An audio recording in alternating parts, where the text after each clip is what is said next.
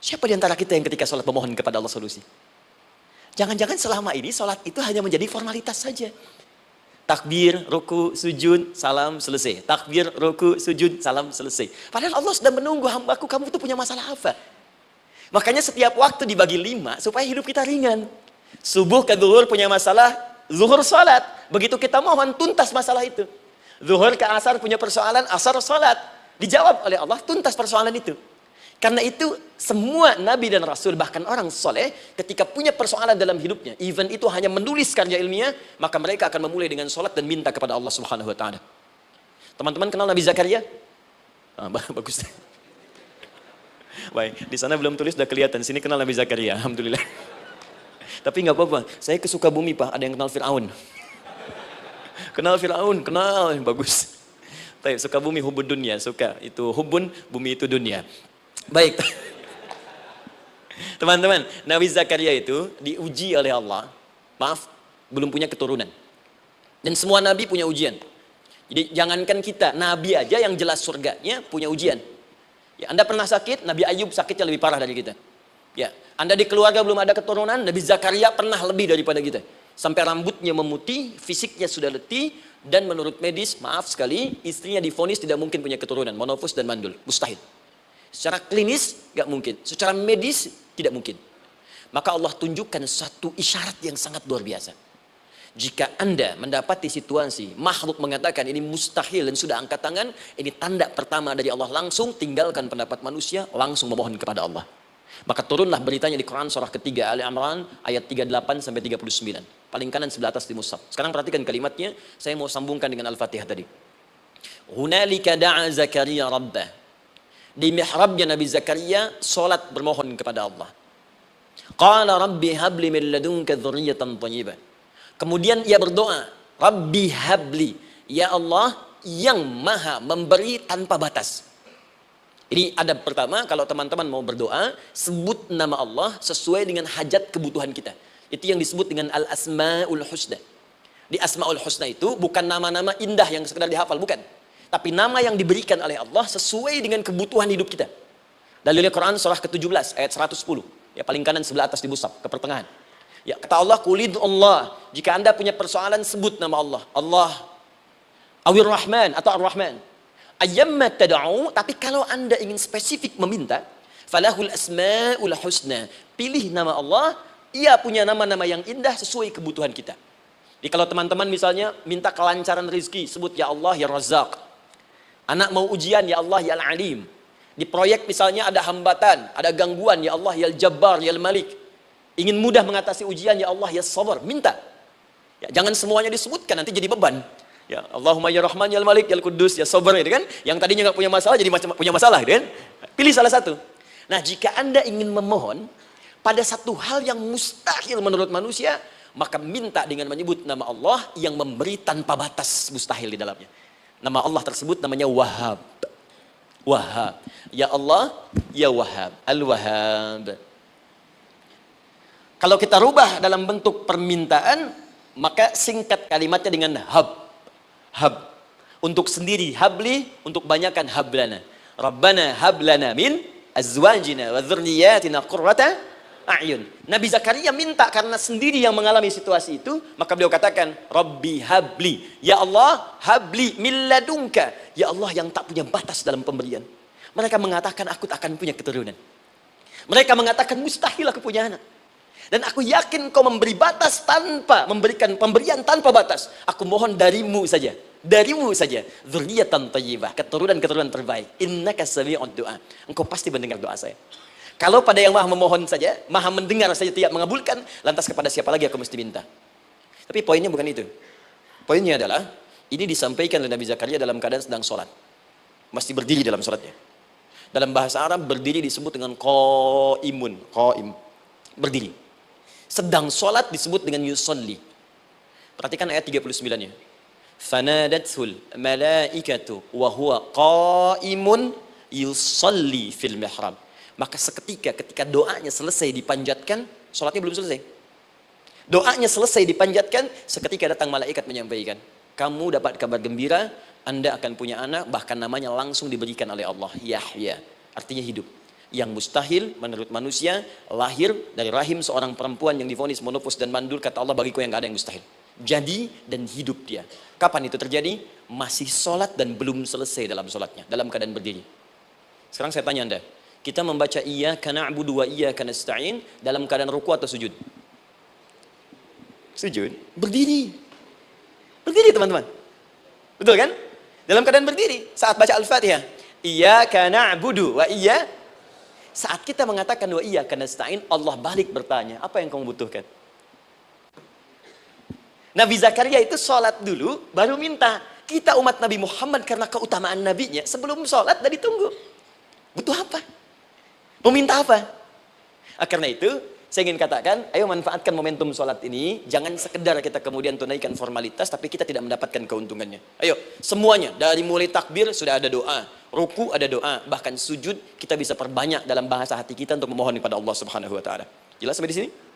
Baik, mudah-mudahan insya Allah doa kita dikabulkan oleh Allah Subhanahu Wa Taala. Ini baru mukaddimah, kita belum mulai, ini pengantar. Tema kita hari ini tentang Al-Quran, dan mudah-mudahan kita diberikan insya Allah kelancaran untuk bahasan kita. Dan topik ini insya Allah akan memberikan banyak manfaat dari apa yang kita kerjakan dalam keseharian kita. Saya mohon izin untuk melambatkan bacaan, karena tadi hanya mengantarkan saja. Teman-teman, kenapa mesti Al-Quran? Apa esensi Al-Quran? Dan kenapa Al-Quran diwahyukan pada Nabi Muhammad SAW? Apakah khusus untuk sekedar dibaca? Atau ada satu nilai yang sangat penting yang justru itu mengandung nilai mukjizat yang paling dalam dari Al-Quran? Yuk kita mulai dengan Al-Quran surah kedua Al-Baqarah ayat ke-38. Paling kanan sebelah atas. Disambungkan dengan Quran surah kedua ayat 185. Paling kiri pertengahan di mushaf. Quran surah kedua ayat 38. Dengan Quran surah kedua ayat 185. Saya mulai dari kisah Nabi Adam, saya pelan-pelan. Nabi Adam saat diciptakan oleh Allah, kemudian diberikan informasi bahwa beliau akan bertugas di bumi, beraktivitas di bumi. Disampaikan di Quran surah kedua ayat 30, paling kiri sebelah atas. Wa idh qala rabbuka lil malaikati inni ja'ilun fil ardi khalifah. Kata Allah, dan pelajari, ingat ketika kami menyampaikan pada para malaikat, kami akan menugaskan satu makhluk, manusia, namanya Adam, di bumi tugasnya. Untuk menjalani hidup di bumi.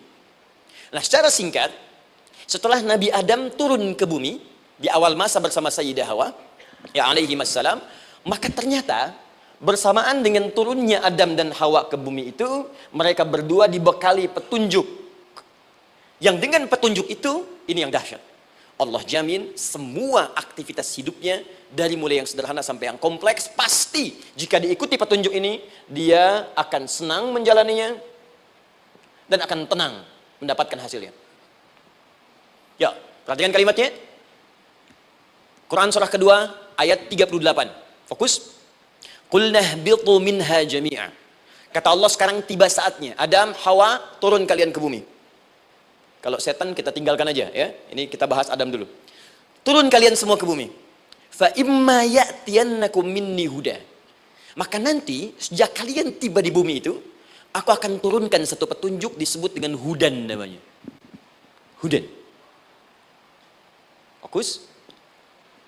Faman tabi'a hudaya, maka jika Anda dan keturunanmu mengikuti semua detil di petunjuk ini, fala khaufun 'alaihim wala hum yahzanun, maka aku pastikan engkau dan seluruh keturunanmu akan menjalani hidup di muka bumi dengan tenang dan senang. Fala khauf, khauf itu gelisah, takut. Lawan dari takut apa? Tenang. Lawan dari gelisah, tenang. Kata Allah, jika Anda mengikuti tuntunan hidup yang ini, maka saya jamin semua hidupmu tenang. Wala hum yahzanun, dan saya pastikan selama hidup di muka bumi itu kalian tidak akan pernah bersedih. Senang, lawan sedih itu senang. Jadi ternyata kita itu diminta tugas di bumi itu bukan untuk dipersulit. Jadi kalau ada yang hidup sampai saat ini sedih deh, di rumah tangga sedih, di kantor nggak tenang, pasti di antara poinnya bukan nggak mampu senang, tapi boleh jadi yang hidup ini tidak membaca petunjuk kehidupannya. Anda kerja di perusahaan, teman-teman ada yang di Pertamina, ada yang di yang lain. Kalau Anda nggak ikuti petunjuk, kan pekerjaan tidak akan berlangsung dengan nyaman kan? Kalau Anda nggak ikuti aturannya, bagaimana bisa mengerjakan petunjuk itu dengan nyaman?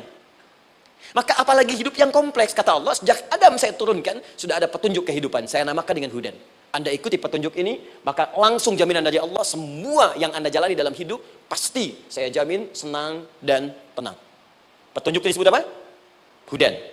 Nah, agak cepat. Di setiap masa, Nabi Adam selesai hidupnya, generasi kemudian berkembang, datang lagi Nabi Nuh, sampai ke Nabi Muhammad SAW. Perhatikan baik-baik. Setiap berganti generasi akan turun hudan sesuai dengan kebutuhan masyarakatnya pada saat itu. Baik, Nabi Musa menerima kitab apa namanya? Nabi Musa Taurat. Taurat disebut hudan dalam Al-Quran. Muncul Nabi Musa, kitabnya disebut Taurat. Perhatikan baik-baik. Tahukah teman-teman ketika Taurat disebutkan dalam Al-Quran? Buka Quran surah ke-17. Ya, ayat yang kedua. Wa ataina Musal kitaba. Kami berikan kepada Musa kitab.